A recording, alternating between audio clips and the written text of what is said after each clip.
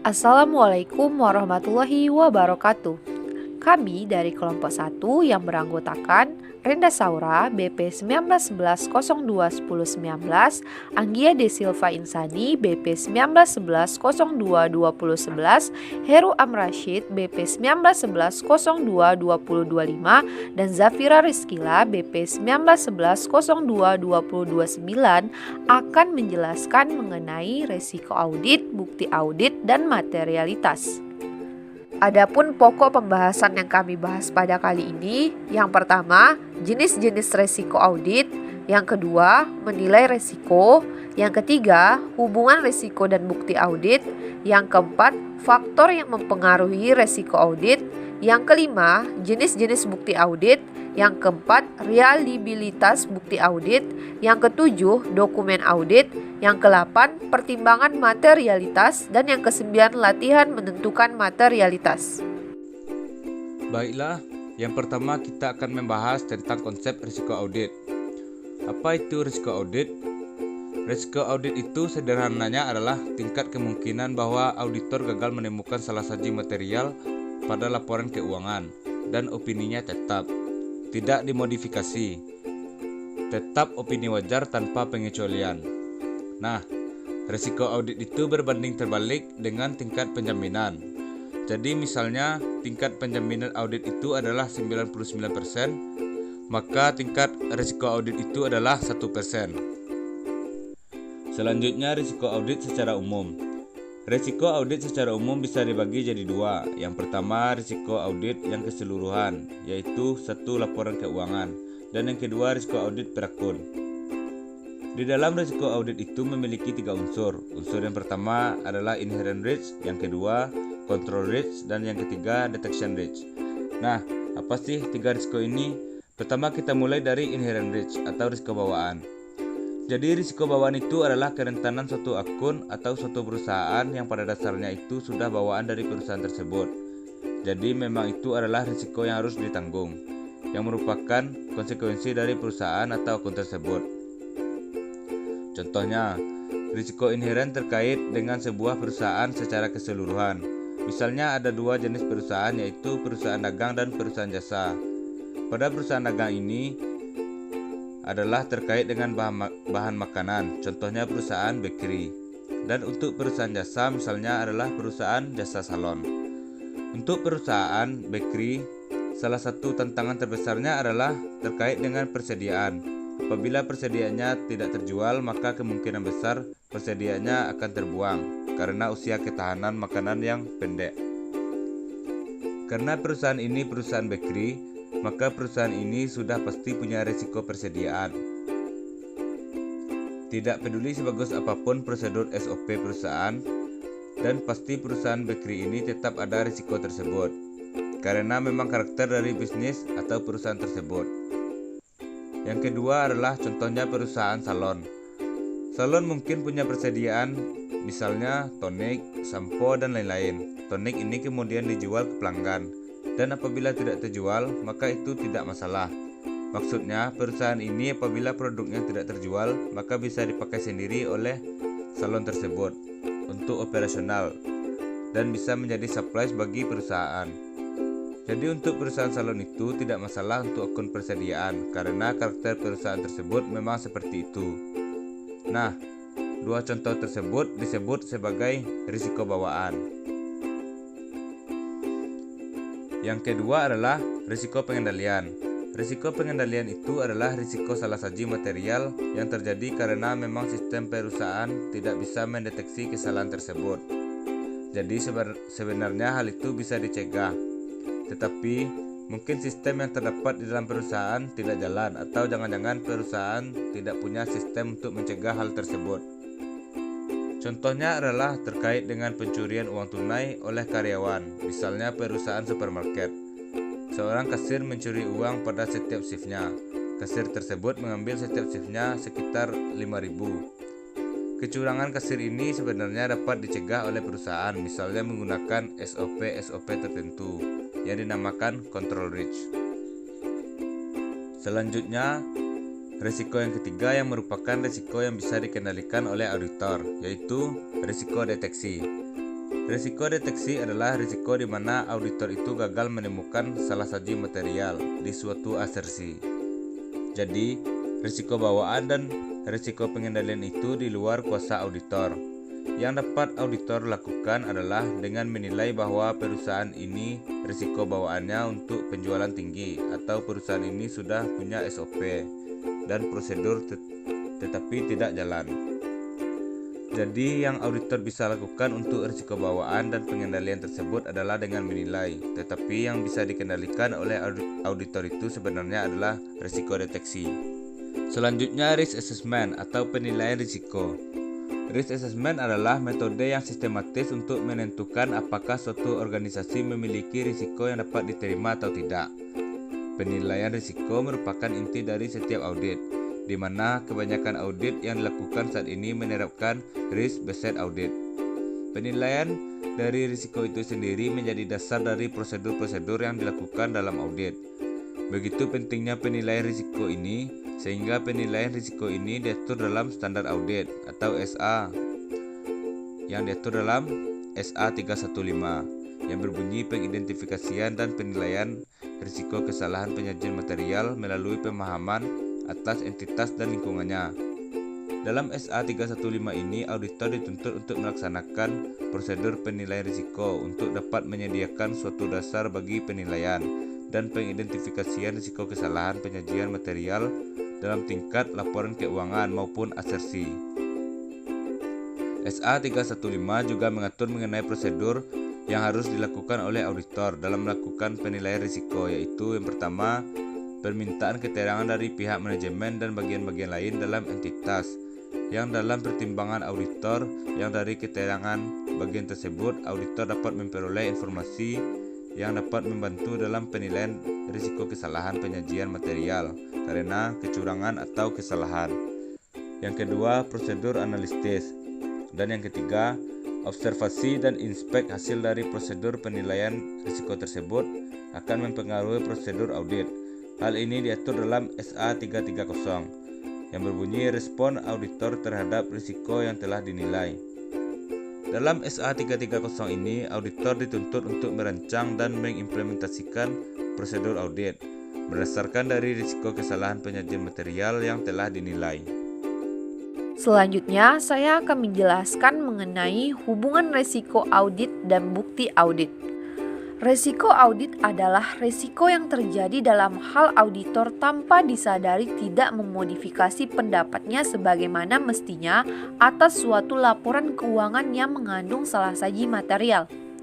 Konsep resiko audit berkaitan dengan resiko kegagalan auditor dalam mengubah pendapatnya atas laporan keuangan yang sebenarnya berisi salah saji material.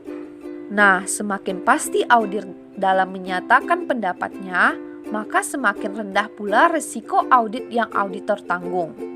Jika tingkat kepastiannya 99%, resiko audit yang auditor bersedia untuk menanggungnya adalah 1%. Sedangkan jika tingkat kepastiannya 95%, maka resiko audit auditor bersedia untuk menanggungnya adalah 5%. Karena semakin rendah resiko audit, maka tingkat kepastiannya semakin tinggi, sehingga bukti audit yang diperlukan untuk mendukung tingkat kepastian tersebut semakin banyak. Jadi kesimpulannya, apabila resiko audit rendah, maka bukti audit yang diperlukan semakin banyak. Apabila resiko auditnya semakin tinggi, maka bukti audit yang diperlukan akan sedikit. Selanjutnya adalah faktor yang mempengaruhi resiko audit. Yang pertama, hasil audit sebelumnya. Yang kedua, pihak terkait. Yang ketiga, transaksi atau kegiatan tidak rutin. Yang keempat, budaya perusahaan. Yang kelima, unsur-unsur populasi. Yang keenam, faktor-faktor yang berkaitan dengan misaproposiasi aktiva. Yang ketujuh, kemungkinan kegagalan keuangan suatu perusahaan tersebut. Yang kedelapan, sifat dari bisnis klien. Yang kesembilan, integritas manajemen. Yang kesepuluh, faktor-faktor yang berkaitan dengan salah saji yang timbul akibat pelaporan keuangan yang curang. Dan yang terakhir adalah efektivitas pengendalian internal. Apa itu bukti Bukti audit atau audit evidence merupakan segala jenis informasi relevan yang nantinya akan digunakan oleh akuntan publik atau konsultan hukum atau auditor sebagai dasar dalam mengeluarkan opini auditnya. Bukti ini dalam laporan keuangan umumnya berbentuk nominal, dalam legal audit berbentuk dokumen hukum. Selain itu, bukti bisa juga berupa hasil observasi auditor dan hasil wawancara yang dilakukan kepada pihak terkait. Seorang auditor pasti membutuhkan bukti audit ini sebagai dasar dalam mengeluarkan opini yang dapat dipercaya dan berkualitas. Bukti ini bisa didapatkan melalui beragam cara, yakni bisa melalui inspeksi, pengamatan, meminta keterangan dari pihak terkait, dan melakukan konfirmasi atas laporan-laporan yang sebelumnya telah dikirimkan kepada auditor. Lalu bagaimana cara auditor mengukur kelayakan bukti audit? Perusahaan umumnya selalu menyediakan bukti atas informasi yang diberikan kepada auditor. Bahkan, bukti yang dihadirkan terkadang berjumlah besar dan bertumpuk antara satu jenis bukti dengan bukti lainnya. Di antara berbagai bukti yang disediakan, seringkali suatu perusahaan ini menyuguhkan bukti-bukti yang sesungguhnya tidak relevan dengan maksud dengan dilakukannya sebuah audit. Oleh karena itu, umumnya auditor akan melakukan seleksi terhadap kelayakan bukti audit. Adapun beberapa hal yang umumnya dijadikan dasar oleh auditor untuk mengukur kelayakan audit evidence adalah sebagai berikut. Yang pertama adalah pertimbangan profesional auditor. Seorang auditor wajib menguasai bidang keilmuan baik teoritis maupun praktis terhadap objek yang diaudit. Dalam audit hukum, auditor harus menguasai keilmuan bidang hukum. Demikian halnya dalam bidang audit keuangan. Auditor haruslah seorang akuntan publik. Kompetensi tersebut nantinya akan digunakan oleh auditor melakukan screening secara cepat dan tepat terhadap laporan keuangan atau dokumen hukum yang disediakan oleh perusahaan. Melalui pertimbangan profesional, seorang auditor akan dengan mudah menilai mana bukti yang relevan dan mana bukti yang non-relevan. Kedua adalah integritas manajemen. Terkadang seorang auditor juga menilai track record dari pihak manajemen, bagaimana selama ini profil mereka, bagaimana tingkat integritas mereka. Ini juga mempengaruhi keyakinan auditor terhadap segala bukti yang diajukan. Lalu yang ketiga adalah status badan hukum. Status badan hukum dari suatu perusahaan juga akan mempengaruhi cara penilaian bukti oleh auditor. Badan hukum perseroan terbatas tentu akan dinilai lebih detail dibandingkan dengan badan hukum CV dan seterusnya. Yang terakhir adalah kondisi keuangan. Dalam audit keuangan, financial condition menjadi faktor yang sangat menentukan apakah auditor akan menilai secara detail satu persatu bukti yang disodorkan atau hanya melihat sampel saja. Semakin baik kondisi keuangan, tentu buktinya berbeda dengan ketika kondisi keuangan perusahaan buruk. Setelah mengetahui beberapa hal penting mengenai bukti dalam proses audit, selanjutnya penting untuk kita mengetahui jenis-jenis dari bukti audit. Seperti yang pertama adalah pengujian fisik. Bukti jenis ini adalah fakta atau informasi yang diperoleh oleh auditor dengan cara melihat secara langsung fisik dari aset perusahaan.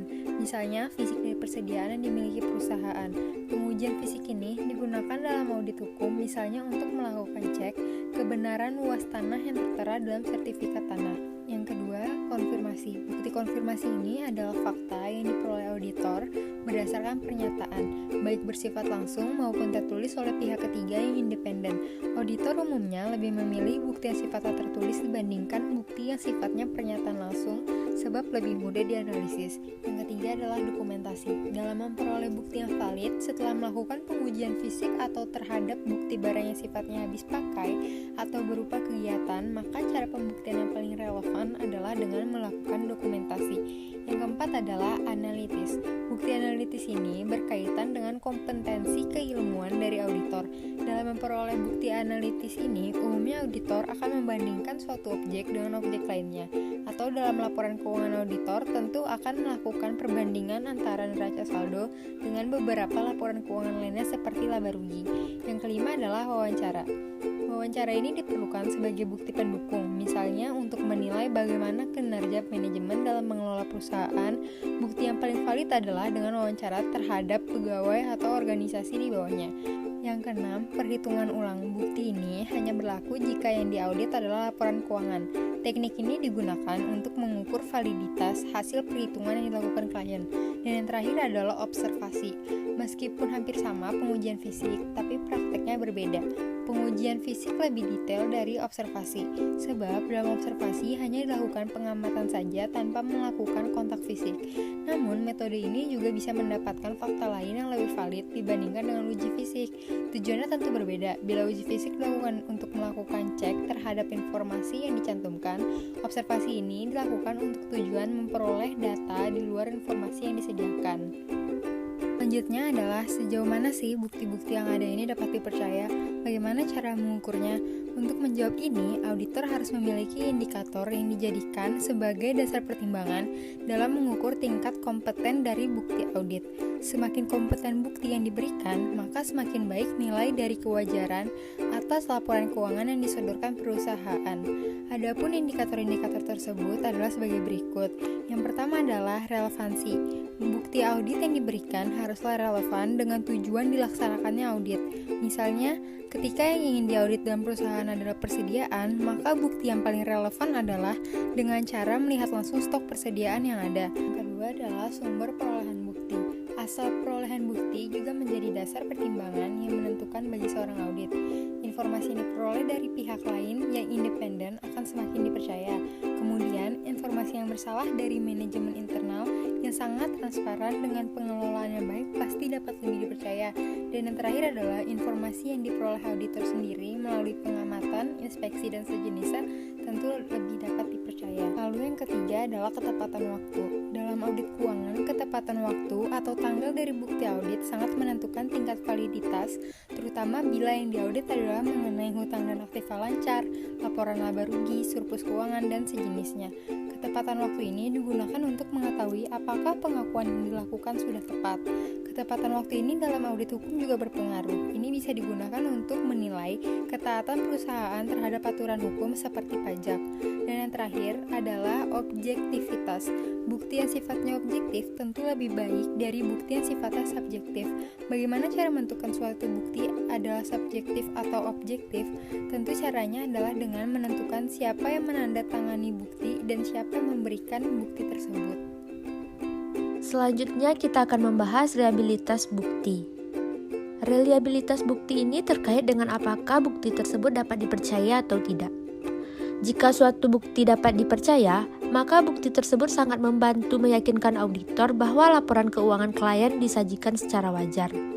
Contohnya, auditor menghitung sendiri persediaan, maka bukti yang diperoleh auditor lebih dapat diandalkan daripada hasil perhitungan persediaan yang diberikan oleh klien kepada auditor. Reliabilitas bukti tergantung kepada 6 karakteristik bukti yang dapat diandalkan, yaitu yang pertama, independensi penyedia bukti. Maksudnya, bukti yang diperoleh dari sumber luar entitas lebih dapat dipercaya daripada yang diperoleh dari dalam entitas. Yang kedua, efektivitas pengendalian internal klien. Maksudnya, jika pengendalian internal klien efektif, maka bukti audit yang diperoleh lebih dapat diandalkan dibandingkan jika pengendalian internalnya lemah. Yang ketiga, efektivitas pengendalian internal klien. Maksudnya, bukti audit yang diperoleh langsung oleh auditor melalui pemeriksaan fisik, observasi, penghitungan ulang, dan inspeksi lebih dapat diandalkan daripada informasi yang diperoleh secara tidak langsung. Selanjutnya, tingkat objektivitas. Bukti yang objektif lebih dapat diandalkan daripada bukti yang memerlukan pertimbangan tertentu untuk menentukan apakah bukti tersebut adalah benar. Contoh bukti yang objektif adalah jawaban konfirmasi piutang usaha dan perhitungan fisik sekuritas. Adapun contoh bukti yang subjektif adalah tanya jawab dengan manajer kredit mengenai ketertagihan piutang usaha yang tidak lancar dan surat yang ditulis oleh pengacara klien yang membahas hasil yang mungkin akan diperoleh dari gugatan hukum yang sedang dihadapi oleh klien. Selanjutnya, ketepatan waktu. Ketepatan waktu bukti audit terkait dengan kapan bukti audit itu dikumpulkan dan periode yang tercakup oleh audit tersebut. Untuk akun-akun neraca, bukti lebih dapat diandalkan apabila diperoleh sedekat mungkin dengan tanggal neraca. Sebagai contoh, perhitungan auditor atas sekuritas pada tanggal neraca akan lebih dapat diandalkan dibandingkan jika perhitungan tersebut dilakukan 2 bulan sebelumnya. Apa itu dokumen audit? Dokumen audit merupakan catatan utama atas prosedur audit yang diterapkan, bukti yang didapatkan, dan kesimpulan yang dicapai oleh auditor dalam suatu kontrak kerja. Dokumen audit berisikan informasi penting oleh auditor untuk melakukan audit dan untuk mendukung laporan audit yang diberikan. Dokumen audit mengacu kepada kertas kerja. Meskipun dokumentasi audit disimpan dalam dokumen elektronik yang terkomputerisasi. Selanjutnya, tujuan dokumentasi audit. Tujuan akhir dari dokumentasi audit adalah untuk membantu auditor dalam memberikan opini yang beralasan bahwa pengauditan telah dilakukan dengan memadai sesuai dengan standar dokumentasi audit terkait dengan periode berjalan. Memberikan hal berikut. Yang pertama, memberikan sebuah dasar perencanaan audit jika auditor merencanakan pengauditan secara memadai. Kedua, memberikan sebuah catatan bukti yang dikumpulkan dan hasil-hasil pengujian yang dilakukan auditor mampu menunjukkannya kepada penegak hukum dan pengadilan bahwa audit telah direncanakan dengan seksama dan dimonitor dengan memadai. Bahan bukti yang dikumpulkan tepat dan memadai, laporan audit yang diterbitkan sudah tepat dengan mempertimbangkan hasil auditnya. Yang ketiga, data untuk menentukan hasil laporan audit yang tepat.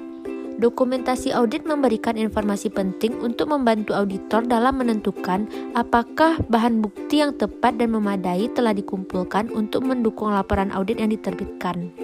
Keempat, sebagai sebuah dasar untuk penelaahan oleh supervisor dan partner. Arsip audit merupakan kerangka utama dari referensi yang digunakan oleh supervisor untuk penelaahan atas pekerjaan yang dilakukan oleh asistennya.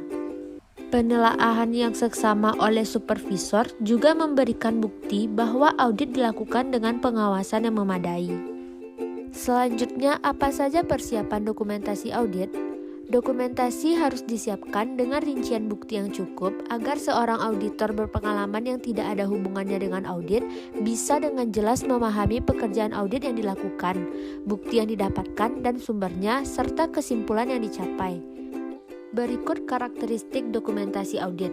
Yang pertama, data audit harus diidentifikasi secara benar dengan informasi seperti nama klien, periode waktu yang dikerjakan, penjelasan dari data audit, inisial nama pembuat audit, tanggal persiapan, dan tanggal indeks. Yang kedua, pada dokumentasi audit dibuatkan indeks dan informasi silang untuk membantu dalam penyusunan dan pengarsipan. Yang ketiga, dokumentasi audit yang lengkap harus secara jelas menandakan kerja audit yang dilakukan. Selanjutnya, isi dari dokumen audit. Yang pertama, memperlihatkan bagaimana audit mematuhi standar audit dan standar praktik profesional terkait. Yang kedua, mendukung dasar bagi kesimpulan auditor berkaitan dengan setiap asersi laporan keuangan yang material. Yang ketiga, memperlihatkan bahwa catatan akuntansi telah mendasari sama atau telah direkonsiliasi dengan laporan keuangan. Selanjutnya, kita akan membahas mengenai penentuan tingkat materialitas. Nah, sebelum kita masuk ke dalam topik tersebut, kita terlebih dahulu harus mengetahui konsep materialitas itu sendiri. Apakah materialitas itu? Materialitas adalah suatu nilai yang jika dihilangkan dapat mengubah keputusan dari seorang pembaca laporan keuangan. Ini merupakan konsep materialitas langsung pada laporan keuangan. Contohnya, katakanlah 1 juta itu merupakan materialitas yang ditentukan. Artinya apa? Misalnya sebuah perusahaan memiliki profit 15 juta. Kemudian ada seorang investor bilang bahwa perusahaan ini bagus dan ia ingin investasi di perusahaan ini. Tapi kemudian ternyata ada kesalahan penyusunan laporan keuangan, sehingga ternyata profit perusahaan tersebut menjadi 14 juta. Kemudian investor melihat kembali laporan keuangan tersebut, lalu berpikir, oh saya tidak jadi deh investasi di perusahaan ini karena tidak sesuai dengan ekspektasi saya. Nah, artinya apa? Bahwa 1 juta itu yaitu selisih antara 15 juta dikurang 14 juta yaitu 1 juta itu hilang karena koreksi laporan keuangan. Nah, 1 juta dalam material itulah yang disebut sebagai konsep materialitas. Selanjutnya, kita akan membahas mengenai penentuan materialitas. Penentuan materialitas itu adalah salah satu keputusan penting auditor yang biasanya dibuat di awal audit. Jadi, audit akan punya draft terkait dengan materialitas yang akan digunakan untuk mengaudit. Nah, materialitas ini bisa berubah seiring dengan pelaksanaan audit, tapi yang jelas di awal, auditor harus tahu berapa nilai materialitas awal yang akan digunakan. Kenapa begitu? Karena nanti akan sangat berpengaruh dengan strategi dan bukti yang diperlukan. Penentuan materialitas secara umum itu gambaran kasarnya ada dua. Yang pertama, penentuan materialitas pada tingkat laporan keuangan. Yang kedua, penentuan materialitas pada tingkat saldo akun. Penentuan materialitas pada tingkat laporan keuangan yaitu berarti bahwa satu laporan keuangan itu tidak boleh akumulatif salahnya, tidak boleh lebih dari berapa materialitas yang ditentukan di tingkat laporan keuangan. Lalu yang kedua adalah materialitas di tingkat saldo akun, yaitu penilai pokoknya di suatu akun tidak boleh lebih dari berapa. Nah, kalau lebih dari batas tersebut, maka itu dapat mengubah keputusan pembaca laporan keuangan. Setiap akun itu biasanya memiliki tingkat materialitas yang berbeda-beda tergantung signifikasi akun tersebut. Nah, sekarang kita akan menentukan materialitas step by step-nya. Seorang auditor ketika dia menentukan materialitas, langkah pertama yang dilakukannya yaitu menentukan istilah materialitas keseluruhan atau overall materiality. Overall materiality adalah materialitas yang tingkat teratas, jadi semacam nilai tertinggi materialitas yang ditentukan oleh auditor. Jadi, starting point ketika auditor itu melakukan perhitungan materialitas, dia menghitung dulu yang namanya overall materiality. Jadi, materialitas overall ini adalah tingkat materialitas awal yang menjadi basis perhitungan materialitas auditor. Penentuan overall materiality oleh seorang auditor itu ada dua aspek. Yang pertama itu adalah aspek kuantitatif dan yang kedua aspek kualitatif. Untuk aspek dari kuantitatifnya adalah dari nilai rupiah atau nilai dolar. Misalnya ada dua perusahaan yaitu perusahaan A dan perusahaan B, di mana perusahaan A ini profitnya 5 juta, sedangkan perusahaan B profitnya 50 juta. Logikanya tentu perusahaan B memiliki overall materiality-nya yang lebih besar daripada perusahaan A. Nah, itu adalah pertimbangan aspek kuantitatif. Atau contoh lain yaitu katakanlah ada dua akun, yaitu akun persediaan dan akun piutang. Untuk akun persediaan barang dagang itu cuma 5 juta, sedangkan akun piutang itu sampai 30 juta. Maka logikanya nilai materialitas untuk akun piutang akan lebih besar. Nah, itu merupakan pertimbangan kuantitatif. Sedangkan pertimbangan kualitatif itu adalah pertimbangan yang terkait dengan informasi-informasi tambahan yang diketahui auditor. Contohnya, ada akun piutang dan ada akun persediaan barang dagang. Akun persediaan barang dagang itu senilai 5 juta, sedangkan akun piutang itu senilai 30 juta. Logikanya, karena piutang itu besarnya sampai 6 kali lipat dari persediaan, harusnya nilai materialitas untuk piutang lebih besar daripada persediaan. Tetapi, karena ternyata diketahui piutang perusahaan itu banyak salah dan ternyata ada indikasi kecurangan dalam pencatatan di akun piutang, auditor akhirnya bilang, wah, ini akun piutang harus menjadi fokus bagi kita nih. Jadi kita butuh banyak bukti untuk akun piutang. Kalau begitu, bagaimana pengaruhnya kepada materialitas? Kalau auditor ingin hati-hati, ingin teliti, maka dia akan mengecilkan nilai materialitas. Karena semakin kecil materialitasnya, artinya auditor semakin hati-hati dan semakin teliti. Jadi, faktor kualitatif itu murni hanya dari nilai uang. Sedangkan faktor kuantitatif itu terkait dengan informasi-informasi tambahan terkait dengan perusahaan ataupun akun-akun tertentu secara spesifik. Selanjutnya, saya akan membahas mengenai contoh terkait dengan penentuan materialitas. Jadi, di sini saya akan menjelaskan bagaimana aplikasinya terkait dengan penentuan materialitas. Yang perlu saya tekankan adalah tidak ada aturan baku tentang bagaimana materialitas itu dihitung.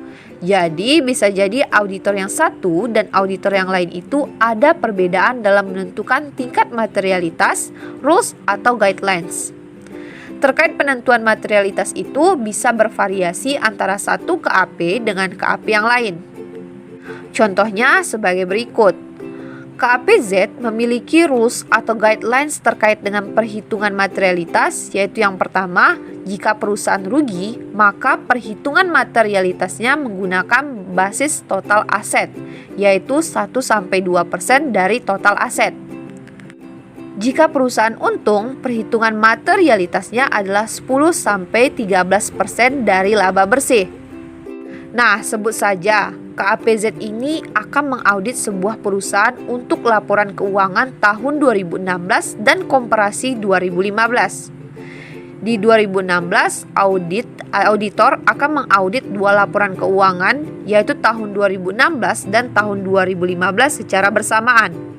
Informasi data keuangan tersebut berisi mengenai informasi total aset, total ekuitas, dan laba bersih perusahaan. Jadi, pada tahun 2015 perusahaan itu mengalami kerugian dan pada tahun 2016 perusahaan itu mengalami keuntungan. Sehingga 2015 itu menggunakan basis total aset dan 2016 menggunakan basis laba bersih. Nah, perhitungan materialitasnya kita mulai dari tahun 2016. Tahun 2016 basisnya adalah laba bersih. Laba bersih perusahaan tahun 2016 adalah 15 juta. Jadi artinya 15 juta dikali 10% didapat hasilnya 1.500.000 untuk batas bawah tahun 2016. Untuk batas atas itu 15 juta dikali 13%, maka didapat angkanya 1.950.000. Selanjutnya tahun 2015. Yang digunakan adalah basis total aset dengan rentang 1-2%. Di mana untuk batas bawah tahun 2015 yaitu 220 juta dikali 1%, maka didapat 2.200.000. Untuk batas atas tahun 2015 yaitu 220 juta dikali 2%, maka didapat hasilnya 4.400.000. Nah, tadi kita telah menggunakan pertimbangan kuantitatif. Sekarang untuk penentuan dari informasi tambahan, maka kita menggunakan pertimbangan kualitatif. Pertimbangan kualitatif ini basisnya berdasarkan informasi tambahan perusahaan, yaitu yang pertama, sistem pengendalian internal perusahaan itu ternyata tidak dapat diandalkan. Yang kedua, perusahaan punya sejarah melakukan kesalahan pencatatan. Dua informasi ini menunjukkan bahwa perusahaan memiliki banyak masalah, maka auditor harus teliti dan harus hati-hati serta harus cermat. Nah, ketika auditor memutuskan untuk berhati-hati dan mengumpulkan banyak bukti, artinya tingkat materialitas yang dipilih oleh auditor adalah yang kecil. Karena semakin kecil materialitasnya, artinya auditor itu semakin berhati-hati. Demikian pembahasan kami mengenai risiko audit, bukti audit, dan materialitas. Semoga penjelasan kami dapat memberikan manfaat bagi teman-teman. Kami sudahi. Wassalamualaikum warahmatullahi wabarakatuh.